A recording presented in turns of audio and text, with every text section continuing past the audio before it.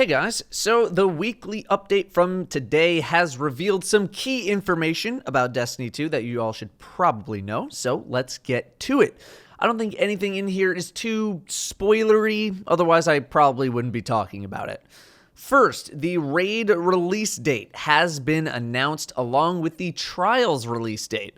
The raid will be launching on September 13th at 10 a.m. Pacific, and Trials will go live 2 days later. Nightfall will be live right away. We'll talk thoughts on all of this after I get all of the facts out of the way. Next, guided games will start in a sort of beta period with 30 to 50% of players being given seeker access starting on the 12th, depending on your clan's participation in Destiny 2's first week. Then, it'll open up to everyone on the 26th, with Nightfall and raid guided games being open. Next, the gearing process has been elaborated on with regards to Engram drops. It was previously announced on Twitter that, quote, "It's no longer advantageous to equip your most powerful gear when decrypting Engrams. Destiny checks for your best possible loadout now," end quote. Not only that, but now the light level of items within Engrams is determined when the Engram drops, not when you decrypt it. It's not only Engrams either, it's also Crucible end of match rewards, strike rewards, etc. You'll want to look for the powerful gear reward in the tooltips when you're looking for the best drops. Engrams will also tell you what their power level is. Last is the Destiny 2 launch time. Destiny 2 is going to have a rolling midnight release around the world. Quote, "You will be able to play the game as soon as it is 12 a.m. September 6th, anywhere in your country or in some cases, region.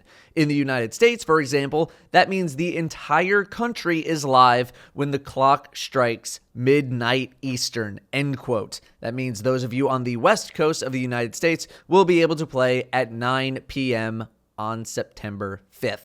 That is all of your news. As for the implication of that news and my thoughts on it, the raid coming out after a week is a bit faster than I was anticipating, despite the fact that it is the same amount of time it took Vault of Glass to come out. Vault of Glass went live 1 week after launch, and hard mode was available right away, but I don't think we'll see hard mode out immediately for Destiny 2. Crota went live with the expansion. King's Fall went live 3 days after. Wrath also 3 days after. But those were all expansions where a lot of people already had a lot of gear, so you didn't need to do as much grinding. I thought they would maybe give it an extra couple of days, like 10 days, maybe even 2 full weeks. I definitely understand any frustrations about wanting to be in the raid on the first day, but having to feel like you'll need to rush through the game in order to get there. I will say that there's a very different sense of satisfaction when grinding for day 1 raiding, especially if you're playing with friends. I remember math class grinding Court of Oryx in 9-man teams for basically 30 hours straight with people rotating in and out, and it built this insane sense of camaraderie. But that's also a lot of time to be grinding, and I understand not everyone has that kind of time. I'm not surprised at all that they aren't waiting for the PC version to launch. I feel like some people thought Bungie was going to wait that long. There was no way they were going to wait that long. I will say that experiencing the raid blind is one of the best gaming experiences I have ever had. So if you have a team that cannot be ready in the first week, please do yourself a favor and go into it blind. Please do not watch any strategy guides. Do not watch any boss kills, any of that. I will be posting boss kills along with the boss name in the title of my videos. Don't watch them. On September 13th, ignore my channel if you don't want any of those spoilers. I beg you, please go into it blind. Trials going live a mere 2 days after the raid is really surprising, although maybe it shouldn't be. Trials and Rise of Iron came out 10 days after launch, but 7 days after the raid. This time around, it's basically the opposite. The raid's out 7 days after launch, and then Trials is 2 days later. So I feel like there was this feeling that Trials didn't come out for such a long time, when in reality, it came out pretty quickly.